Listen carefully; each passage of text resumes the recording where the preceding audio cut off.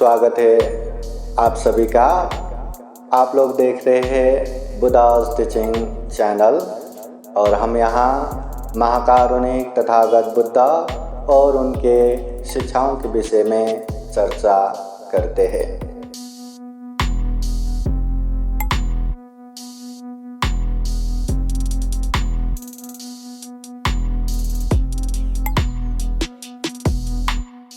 सब पाप सकरणं कुशल सौपसंपदा सचित परियोदपनं ये तं बुद्धान शासनं पुत्तमत्ते तनमत्ते इति बालो विहन्यते अत्ता हि आत्मनो नास्ति कुतो बुद्धा कुतो धनं पुण्यं च पुरुषो कैराते तं पुनः पुनः तं विचन्दं कैरात सुखो पुण्यसौचयो। महाकारुणिक तथागत भगवान बुद्ध को त्रिवार वंदना। महाकारुणिक तथागत बुद्ध द्वारा देशित सुआख्या धम्म को त्रिवार वंदना। महाकारुणिक तथागत बुद्ध के आर्य श्रावक संघ को त्रिवार वंदना। परम पूजनीय बोधिसत्व डॉक्टर बाबा साहब अम्बेडकर आज के विशेष ऑनलाइन बौद्ध धम्म परिषद में उपस्थित पूजनीय भिक्षु संघ में ज्येष्ठ पूजनीय भिक्षु प्राध्यापक डॉक्टर खेंदमो महाथेरो भंते जी, पूजनीय भिक्षु अनिरुद्ध थेरो भंते जी, पूजनीय भिक्षु थाईलैंड के नारंग थेरो भंते जी, पूजनीय भिक्षु दीपंकर, पूजनीय भिक्षु मंगल बोधि, प्रमुख भिक्षु संघ, संपूर्ण श्रद्धा संपन्न बुद्धि संपन्न उपासक उपासिकाएं। महाकारुणिक तथागत बुद्ध कहते हैं सब पाप सकरणं, जितना भी पाप है वो सारे के सारे पाप छोड़ना चाहिए। कुशल सौपसंपदा, जितना भी अच्छा है पुण्य कार्य है उसे करना चाहिए। सचित परियोदपनं, अपने चित्त को परिशुद्ध करना चाहिए। ये तं बुद्धान शासनं, ये बुद्धों की शिक्षा है। महाकारुणिक तथागत बुद्ध ने जीवन भर लोगों के हित उपकार के लिए गांव नगर जनपद देश देशांतरचारिका करते हुए ढेर सारे अच्छे उपदेश दिए। महाकारुणिक तथागत बुद्ध के एक एक उपदेश सुन के भी तथागत बुद्ध के समय में ढेर सारे लोग दुख मुक्ति के मार्ग फल प्राप्त करते थे। कोई श्रोतापति, कोई सकिताकामी, कोई अनाकामी, कोई अरहत, इस तरह से मार्ग फल प्राप्त करते थे। एक एक बुद्धवाणी आज के समय में महाकारुणिक तथागत बुद्ध के इस तरह के धम्मवाणी 84,000 धम्मस्कंद तो आज के त्रिपिटक में ही संग्रहित है। शुद्ध पिटक, विनय पिटक, अभिधम्म पिटक जो बुद्ध धर्म का आधिकारिक प्रामाणिक प्राचीन ग्रंथ है। ये ग्रंथ में तथागत बुद्ध के 84,000 धम्मस्कंद संग्रहित है। तो तथागत बुद्ध के धम्म को जितना हो सके हमें सुनना है, जानना है, समझना है और पालन करते करते अपने जीवन को सुख शांतमय बनाना है। तथागत बुद्ध हमेशा कहते हैं तुम में ही किंचन आतपो अखा तारो तथागता, करना तुम्हें ही है, चलना हमें ही है। बुद्ध केवल मार्ग बताता है, रास्ता दिखाता है। इसलिए महाकारुणिक तथागत बुद्ध के धम्म को जब जब मौका मिले हमें देखना चाहिए, सुनना चाहिए, जानना चाहिए, समझना चाहिए और पालन भी करते करते जाना चाहिए। क्योंकि तथागत बुद्ध के वाणी जो उपदेश देते हैं परियति प्रतिपत्ति प्रतिवेद धम्म है। सबसे पहले धम्म को सुनना है, जानना है, परियति। उसके बाद उसको अच्छे से अभ्यास करना है, पालन करना है, प्रतिपत्ति। और उसके बाद वो अच्छे धम्म को जान के अच्छे से पालन करेंगे तो उसका अच्छा परिणाम भी आएगा। इसे कहते हैं प्रतिवेदा। जीवन में सुख शांति प्राप्त होगा, दुख मुक्ति मार्ग फल प्राप्त होगा, ये सब प्रतिवेद में आएगा। इसलिए धम्म को जानना है, ये पहला मार्ग है, पहला लेवल है। उसके बाद धम्म को अभ्यास भी करना है, हम दूसरे लेवल में पहुंचेंगे। अगर अच्छे धम्म को पालन करेंगे तो अच्छा परिणाम भी आएगा, ये तीसरा लेवल हो गया। इसलिए हमें क्रमिक रूप से पहले जानना है, सीखना है, फिर उसके बाद पालन करना है, फिर वो दुख मुक्ति मार्ग फल पहुंचना है। ये महाकारुणिक तथागत बुद्ध के उपदेश है। तथागत बुद्ध के पास बहुत सारे लोग आके धम्म की बातें सुनने के लिए आते थे, धम्म की प्रवचन सुनने के लिए आते थे। और आप लोगों को पता होना चाहिए, तथागत बुद्ध के पास कोई भी धम्म देशना सुनने को आया और तथागत बुद्ध आओ सुनो, ये दुख है, ये दुख का कारण कृष्णा है, ये दुख मुक्त निर्वाण है, ये निर्वाण पहुंचने का आर्य अष्टांगिक मार्ग है, मध्यम मार्ग है, शील समाधि प्रज्ञा है, इस तरह से उपदेश नहीं देते। महाकारुणिक तथागत बुद्ध किसी को भी धम्म देशना सुनने को आया करके एक ही बार में दुख और दुख मुक्ति का उपदेश नहीं देते। तथागत बुद्ध पहले उन लोगों को दान के विषय में, शील के विषय में, नैष्क्रम्य के विषय में अनेक क्रमिक रूप से, प्रारंभिक रूप से धम्म की बातें बताता है, सिखाता है। जिस तरह एक कपड़े को रंग लगाना हो तो क्या करते हैं? सीधे सीधे रंग लगाते हैं क्या? नहीं। अगर लगाएंगे तो उसमें अच्छे से रंग नहीं बैठेगा। वो रंग लगाने से पहले उसे खूब अच्छे से साफ किया जाता है, गर्म पानी से धोया जाता है, फिर जाके उसमें रंग लगाएंगे तो अच्छे से लग जाता है। उसी तरह हमें भी या कोई भी उपासक उपासिकाओं को तथागत बुद्ध तभी दुख और दुख मुक्ति का उपदेश देते हैं जब उसके मन में श्रद्धा चित्त हो, विश्वास हो, वो धम्म सुनने के लायक हो, वो धम्म ग्रहण करने के लायक हो, तभी तथागत बुद्ध ये दुख और दुख मुक्ति का उपदेश देते हैं। अन्यथा कोई भी धम्म देशना सुनने को आए तो प्रारंभिक बौद्ध ज्ञान या जो प्रारंभिक जो तथागत बुद्ध का उपदेश देते हैं, शील, दान, शील, नैष्क्रम्य, ये काम आदि नौ का विपाक, ऐसे क्रमिक रूप से उपदेश देते बाद में दुख और दुख मुक्ति का उपदेश देते हैं। अभी महाकारुणिक तथागत बुद्ध तो परचित्त ज्ञाता है, सर्वज्ञ है। सामने धम्म देशना सुनने आने वाले उपासक उपासिका लोगों के मन में क्या चल रहा है स्पष्ट जानते हैं। तो तथागत बुद्ध उसी तरह से उपदेश देते हैं कि सामने वाले हर किसी को लगता है कि ये तथागत बुद्ध ने मुझे ही जान के मेरे लिए उपदेश दिए हैं। तो खूब ध्यान से श्रद्धा से सुनते थे, दुख मुक्त हो जाते थे। ये तथागत बुद्ध के विशेषता है। मगर आज के समय में जो पूजनीय भिक्षु संघ है, ये परिचित ज्ञाता ज्ञान तो है नहीं, ये सर्वज्ञ तो है नहीं। इसलिए बस पूजनीय भिक्षु संघ को ये मालूम है कि ये बुद्धवाणी है, ये बुद्धवाणी उपासक उपासिकाओं के लिए हित कल्याणकारी है। इसलिए पूजनीय भिक्षु संघ धम्म की बातें सुनाते हैं। अभी आप लोगों के मन में क्या चल रहा है, क्या हो रहा है, ये पता नहीं है।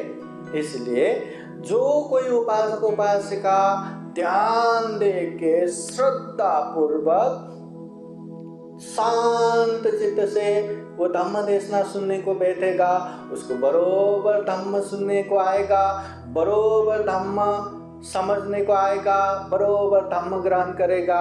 और जो लोग मन चंचल करके, मन बेचैनी करके इधर उधर ध्यान करके बैठेंगे, उसको धम्म समझ में नहीं आएगा, उसके लिए वो धम्म व्यर्थ में जाएगा।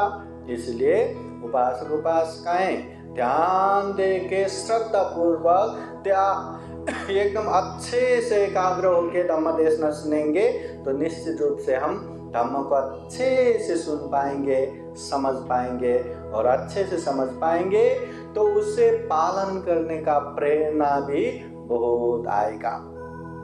एक समय महाकारुणिक तथागत बुद्ध के पास कोई उपासक आता है और कहते हैं, भगवान मुझे धम्म देशना सुनना है।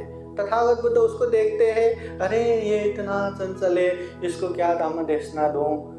तो तथागत बुद्ध कहते हैं, अभी नहीं, बाद में सुनाता हूँ। ठीक है, वो जाता है, फिर बाद में आता है और कहते हैं, भगवान मुझे धम्म देशना सुनना है।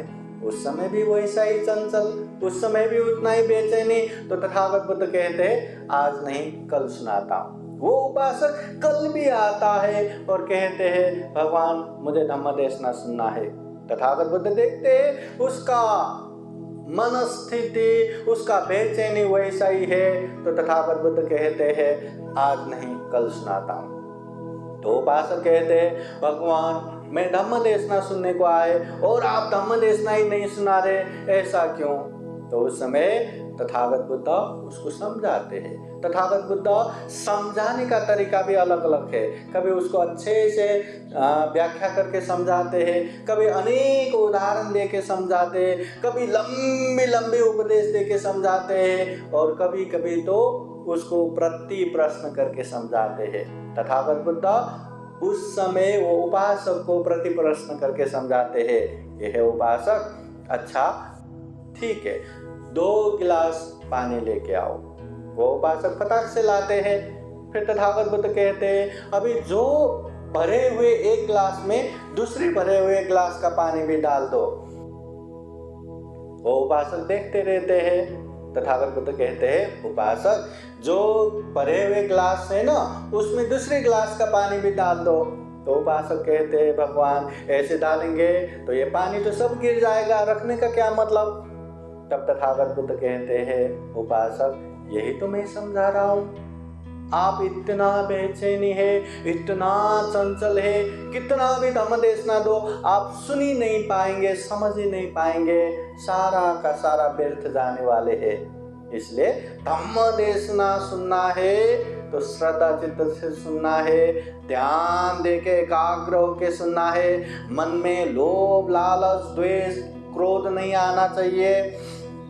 मन में श्रद्धा चित्त विश्वास होना चाहिए, तब जाके हम धम्म की बातें सुन पाएंगे। जिसके मन में विश्वास होगा, जिसके मन में श्रद्धा होगा, उसको अच्छे से पता है कि ये जो धम्म देशना बुद्धवाणी है, और एक एक बुद्धवाणी हमारे जीवन में खूब सारा कल्याण कर सकता है। इसलिए ये धम्म देशना अच्छे से सुनते हैं। इसलिए श्रद्धा चित्त होना चाहिए, विश्वास होना चाहिए। एक समय महाकारुणिक तथागत बुद्ध ने ढेर सारे भिक्षुओं को जमा करते हैं और जमीन से थोड़ा सा नख में धूल उठाते हैं और पूछते हैं, भिक्षुओं ये मेरे नख में जो धूल है दिखाई दे रहे? सब लोग कहते हैं, भगवान दिखाई दे रहे। तथागत बुद्ध कहते हैं, ये जो मेरे नख में धूल है ये ज्यादा है या ये पृथ्वी में ज्यादा धूल है? सारे भिक्षु लोग कहते हैं, भगवान आपके नख में क्या धूल है, सारा पृथ्वी धूली धूल से भरभरा है। आपके नख में एकदम न्यून गौण थोड़ा ही धूल है, सारा पृथ्वी धूली धूल से भरभरा है। तथागत बुद्ध उस समय कहते हैं, हे भिक्षुओं, इस दुनिया में अच्छे धम्म को जानने वाले, समझने वाले मेरे नख में जितना धूल है उतना ही है, बाकी तो धम्म को ना समझने वाले। अच्छे धम्म को जान के अच्छे से पालन करने वाले मेरे नख में जितना धूल है उतना ही है, बाकी तो अच्छे धम्म जान के भी पालन ना करने वाले पृथ्वी में धूल जितना ही है। फिर तथागत बुद्ध कहते हैं, अच्छे धम्म को जान के, अच्छे धम्म को पालन करके अच्छे परिणाम को प्राप्त करने वाले मेरे नख में जितना धूल है उतना ही है, बाकी तो पृथ्वी में जितना धूल है उतना ही है। समझ रहे क्या? दुनिया में अच्छे धम्म ना जानने वाले बहुत सारा है, जानने वाले बहुत कम है। अच्छे धम्म जानने के बावजूद भी उसे पालन करने वाले बहुत ही कम है, पालन न करने वाले बहुत सारा है।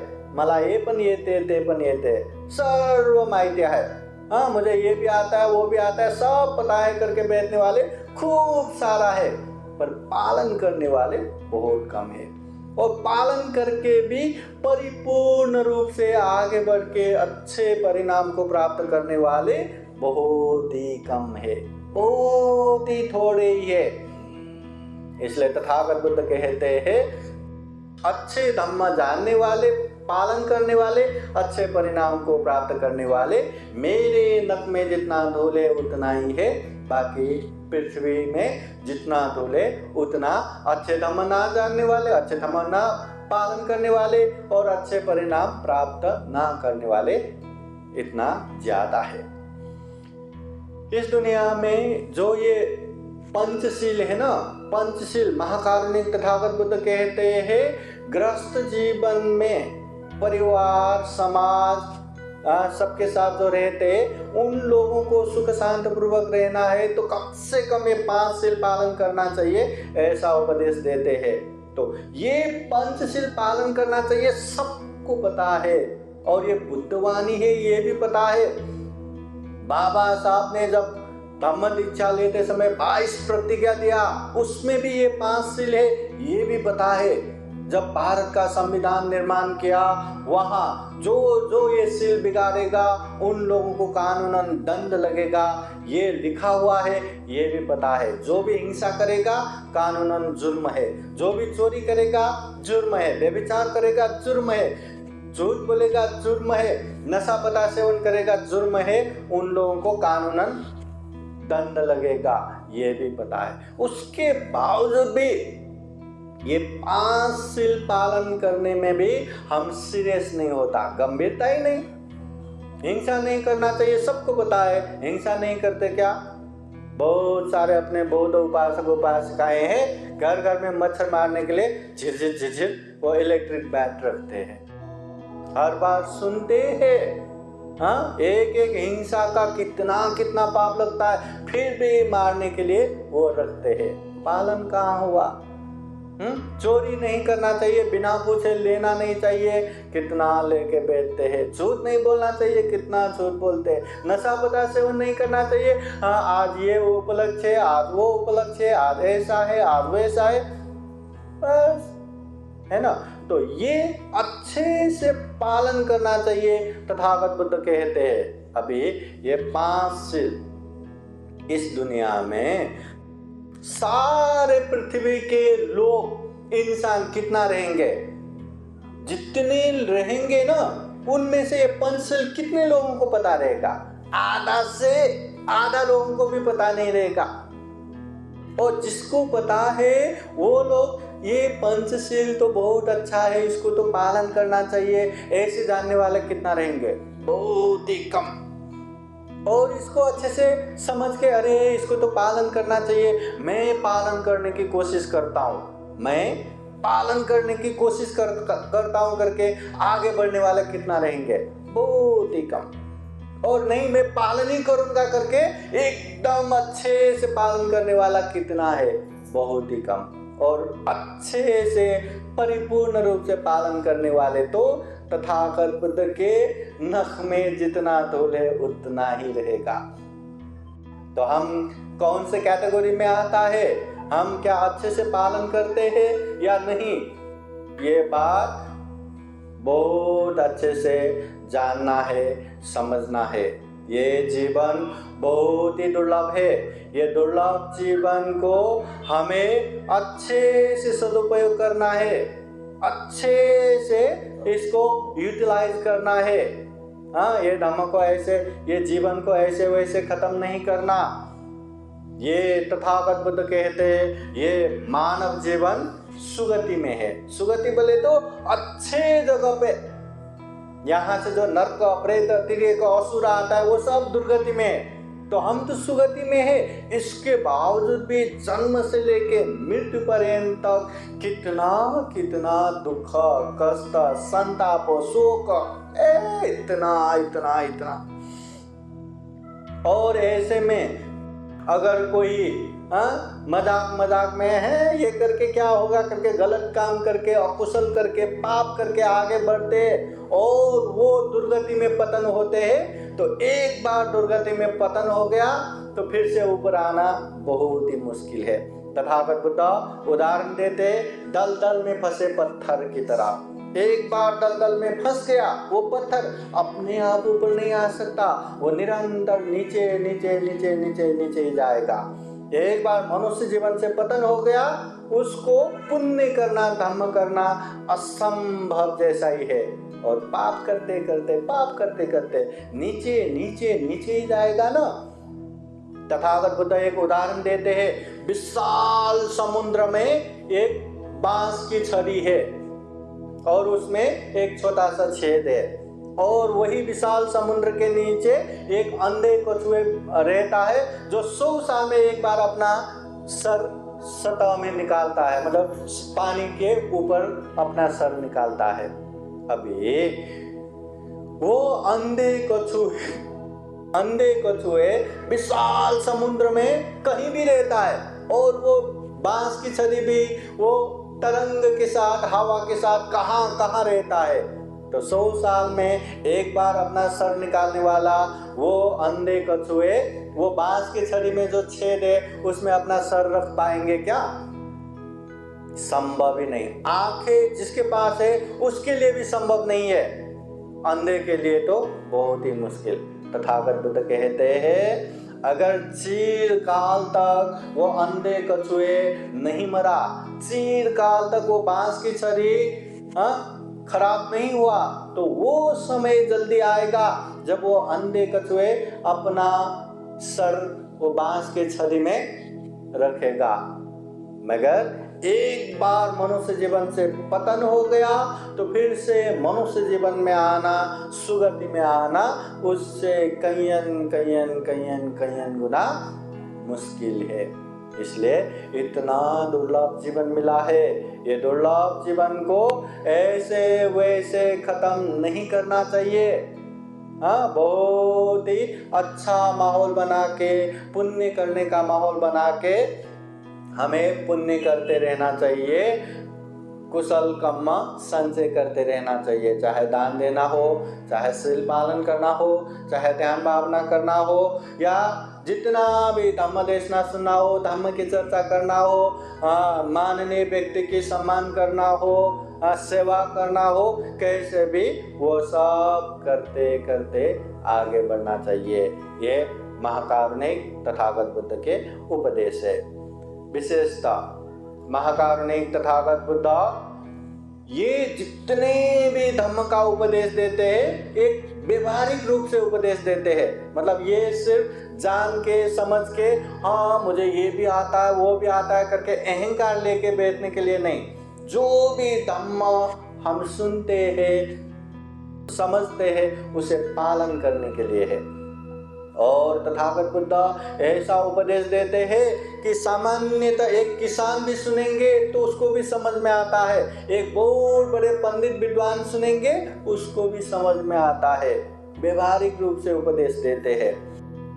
एक समय महाकारुणिक तथागत बुद्ध के जो उपदेश चल रहा होता है वहाँ बहुत सारे भिक्षुनी उपासक उपासिकाएं धम्म देशना सुन रहे होते हैं। तथागत बुद्ध धम्म देशना देते हैं। एक भिक्षु को लगा कि इतने हजारों भिक्षु है, कौन मुझे नोटिस करेगा, कौन मुझे जानेगा। मैं खड़े होके तथागत बुद्ध से कुछ पूछूंगा तो मुझे भी लोग पहचानेंगे, मेरा भी सम्मान करेंगे। ऐसा सोच के वो मालू के पुत्र भिक्षु खड़ा होता है और बुद्ध से पूछते हैं, भगवान ये संसार का उत्पत्ति कब हुआ, ये संसार का विनाश कब होगा, ये हमारा पूर्व जन्म कहाँ से शुरू हो गया, पुनर्जन्म कहाँ खत्म होगा, इस तरह से पूछते हैं। उस समय तथागत बुद्ध वो भिक्षु को सीधे सीधे जवाब न देते हुए उसी को समझाने के लिए उससे पूछते हैं, हे भिक्षु, मैं तुमसे एक प्रश्न पूछता हूँ, ध्यान से सुनो और मुझे बताओ। कोई एक इंसान सुनसान राह पे चल रहा था कि अचानक से कहीं से बाण आ गया, उसके छाती में लग गया। छाती में लग गया, घाव हो गया, खून बह गया, वो गिर गया, वो तड़पने लगा। ऐसे समय में कोई एक भला इंसान वहां से चल रहा था, उसने देखा, अरे इसको तो बाण लगा है, तड़प रहा है, कहीं मर न जाए। वो दौड़ा दौड़ा बाण निकाल के जड़ी बूटी लगा के मलम पट्टी लगाते हैं, ऐसा करके वो बाण निकालने को आते हैं। तब वो बाण लगा हुआ घायल इंसान, ठहरो ठहरो ठहरो, ये बाण मत निकालो, पहले मुझे ये बताओ कि ये बाण किसने मारा, क्यों मारा, कहां से मारा, और वो मारने वाला कौन है, उसका नाम क्या है, गोत्र क्या है, उसके परिवार में कौन है, वो कौन से गांव में रहता है, वो गांव कैसा है। ऐसे अनेक अनेक प्रश्न करके बैठना चाहिए या बाण निकालना चाहिए। उस समय वो भिक्षु कहते हैं, भगवान उस समय तो पहले बाण ही निकालना चाहिए, बाण निकाले बिना प्रश्न करता रहा तो जिंदगी खत्म हो जाएगा, प्रश्न खत्म नहीं होगा। तथागत बुद्ध कहते हैं, ऐसे ही इस दुनिया में भी जरा जीर्ण मरण रूपी आग जल रहा है, हम कब कहाँ कैसे खत्म होगा पता नहीं। ऐसे समय में जो जीवन में दुख है वो दुखों से मुक्त होने के लिए प्रयास करना चाहिए। ये संसार का उत्पत्ति कब हुआ, विनाश कब होगा, पूर्व जन्म कहाँ से शुरू हुआ, पुनर्जन्म कहाँ खत्म होगा, ऐसी बातों के पीछे लगेंगे तो जिंदगी खत्म हो जाएगा, मगर ये चीजें खत्म नहीं होगा। तो तथागत बुद्ध कहते हैं, व्यवहारिक रूप से हमें धम्म को जानना है, दुख को पहचानना है, दुख मुक्ति के मार्ग पे आगे बढ़ना है। ये तथागत बुद्ध कहते हैं। दुख और दुख मुक्ति जो श्रेष्ठ धम्म के रूप में तथागत बुद्ध कहते हैं। तथागत बुद्ध त्रिपिटक के, सुत्त पिटक के, संयुक्त निकाय में एक छोटा सा उदाहरण देते हैं सत्य सुत्त में, कि कोई एक इंसान बहुत सारा काम लेके घर से निकल रहा था और निकलते निकलते उसके सर पे आग लग गया। अब क्या करेंगे कि वो इंसान को, अरे आग लगता है तो लगने दो, ये आग भी मेरा है, ये सर भी मेरा है, मैं बहुत बिजी हूँ, बहुत सारा काम लेके निकला हूँ, पहले सारा काम निपटाऊंगा फिर जाके आराम से ये आग बुझाऊंगा, ऐसा कह के वो अपने काम पे निकलेगा क्या? नहीं, सबसे पहले आग लगते ही दुनिया भर के काम एक तरफ, पहले वो आग बुझाएगा। बुझाना भी चाहिए, अगर आग बुझाए बिना यहाँ वहाँ चलता रहा तो उसका जल्दी मृत्यु हो जाएगा, मर जाएगा वो। ऐसे ही तथागत बुद्ध कहते, जिस तरह सर पे आग लगाओ तो सबसे पहले वो आग बुझाना चाहिए, उसी तरह हमें भी जीवन में ढेर सारा दुख है, कष्ट है, तकलीफ है जो हमें बिल्कुल पसंद नहीं है, तो सबसे पहले वो दुख तकलीफों से मुक्त होने के लिए प्रयास करना चाहिए। हमारा फर्स्ट प्रायोरिटी, जीवन का पहला प्राथमिकता यही होना चाहिए कि दुखों से मुक्त होना। नहीं तो कब हम बुढ़ापे के तरफ चले गए, कब हम बीमारी के तरफ चले गए और कब हम मृत्यु के पास चले गए पता ही नहीं चलेगा, कब ये जीवन खत्म होगा पता ही नहीं चलेगा। इसलिए महाकारुणिक तथागत बुद्ध ने जीवन भर इसी तरह बहुत ही कल्याणकारी उपदेश देते गए हैं। तो हमें उपदेश सुनना है, जानना है, पालन करना है, जीवन सुख शांतमय बनाना है। तथागत बुद्ध कहते हैं, बहुम पीछे सहितं भासमानो न तक्करो होती नरोपमत्तो। ज्यादा से ज्यादा धर्म की बातें जान के समझ के मगर पालन नहीं करते तो उसका कोई भी फायदा नहीं है। जिस तरह दूसरों के गाय भैंस चराने वाले कितना मेहनत करके पहाड़ों में, जंगलों में, कंदराओं में कहाँ कहाँ जाके गाय भैंस चराते हैं, मगर जब दूध पीने की बारी आए तो मालक पी जाता है, उसको नहीं मिलता। उसी तरह केवल ये भी जानता हूँ, वो भी जानता हूँ, ये भी आता है, वो भी आता है, ढेर सारे धम्म की बातें जानते हैं मगर पालन नहीं करते तो वो गाय भैंस चराने वाले जैसा ही है। तथागत बुद्ध कहते हैं अपम पिचे सहितं भासमानो धम्मस्य होते अनुधम्मचारी। थोड़ा ही क्यों न हो, थोड़ा ही क्यों न हो, धम्म की बातें जानो, सुनो, जानो, समझो और पालन करो तो उसी में उसका कल्याण होगा, उसी में उसका उपकार होगा। और ऐसे धम्म के पालन करने वाले को ही सही मायने में धम्मिक या धार्मिक कहलाता है या धम्मचारी कहलाता है। और ऐसे लोग ही दुख मुक्ति के मार्ग पे निरंतर आगे बढ़ सकते हैं।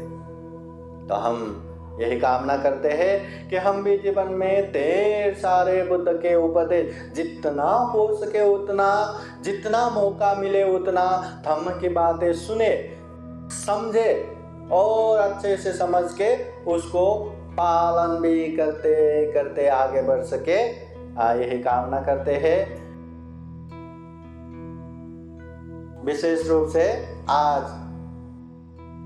ये जो ऑनलाइन बौद्ध धम्म परिषद है, इस बौद्ध धम्म परिषद में जो उपस्थित हुए पूजनीय भिक्षु संघ के प्रति खूब कृतज्ञता ज्ञापन करते हैं। और ऐसे ही धम्म कार्य में, बुद्ध शासनिक कार्य में हमेशा साथ रहे, ऐसे ही कामना करते हैं। और संपूर्ण उपासक उपासिकाएं, संपूर्ण बंधु बांधव सबके जीवन में बुद्ध का आशीर्वाद रहे, धम्म का आशीर्वाद रहे, संघ का आशीर्वाद रहे।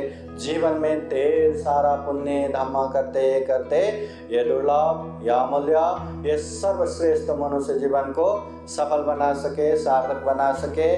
अंत में जन्म जरा व्याधि मरण से मुक्त निर्वाण तक प्राप्त कर सके, ऐसी कामना करते हुए ये धम्म देशना यही समापन करते हैं। सबका मंगल हो, सबका कल्याण हो। भवतु सबका मंगलम।